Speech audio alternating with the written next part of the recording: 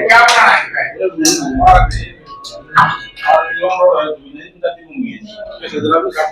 मगर पायलट बनाना चाहते हो? 5 लाख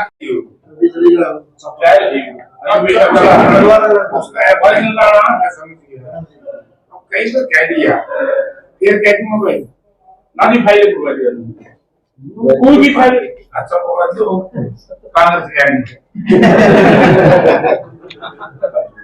ये गरीब को समझते नहीं, गरीब की मजबूरी को समझते नहीं। उस पर क्या कहूँगा और जो राय उल्टा भी लीजिएगा। ये जो जिस तरीके से बीजेपी ने by hook and by crook या वोट चोरी करके हरियाणा में सत्ता हासिल की है, अब बार बार ये चीजें नहीं चले। हरियाणा प्रदेश के लोग बीजेपी को समझ गए और हरियाणा प्रदेश के लोग उन लोगों को भी समझ जाएंगे इस चुनाव में कि जो यहां करके कुछ कहते हैं और वहां जाकर के कुछ कहते हैं। अब पता लग जाएगा कि वो किसकी तरफ जाएंगे। 2 एमएलए होंगे और कांग्रेस पार्टी के 37 विधायक हैं।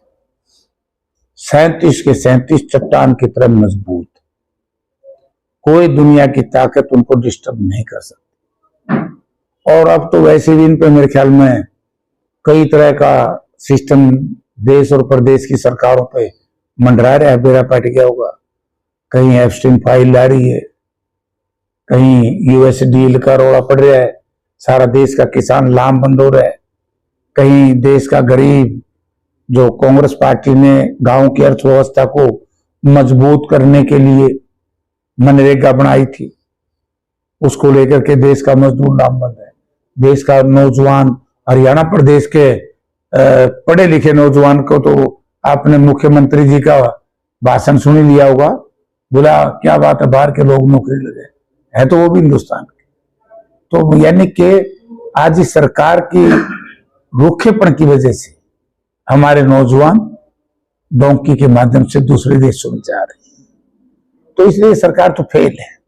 और बजट का देख लिया होगा कितना ड्रामा रचा, ये मिला बताए तो था। कर्जा, ब्याज, पे एंड पेंशन उतार करके इन्हें बचता कुछ, और 5,35,000 करोड़ से ऊपर कर्जा हो गया। एक तो थर्मल पावर प्लांट लगाया, एक आइडल ने लगाया, एक एम्स ने बनाया, एक आईआईटी ने बनाई, एक आईआईएम ने बनाई, बड़े इंस्टीट्यूट है।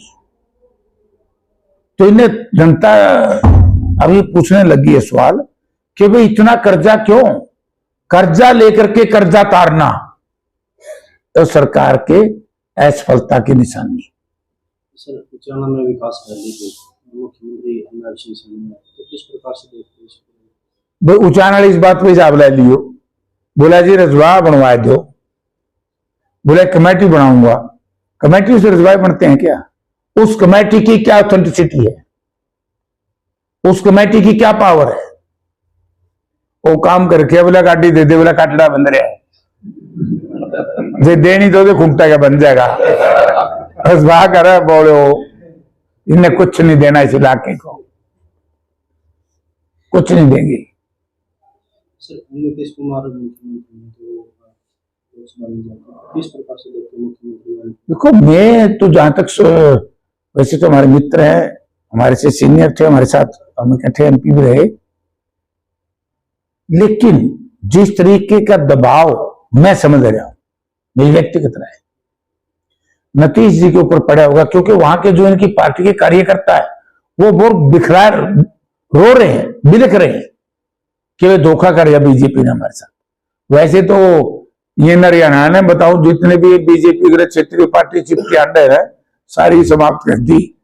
अजय कादा बचरे कर देंगे बोर्ड के, इनका नहीं गुंडा फूटता है, बहुत बुरा हाल हो जाएगा। क्षेत्रीय पार्टियों का विरोधी। सर, बुजुर्गों को पेंशन नहीं मिल रही तो उसका क्या है? जब हम तो पहले कहने लग रहे हैं कि बुजुर्गों की पेंशन तो इस तरीके से रखनी चाहिए जैसे एमपी एमएलए रिटायर्ड अधिकारी कर्मचारी, इसका नाम है सम्मान पेंशन। इसमें कोई इफेंट बट नहीं होना चाहिए। जिसकी उम्र 60 साल की हो, उसकी कितनी संपत्ति हो ना हो, सबको पेंशन मिलनी चाहिए।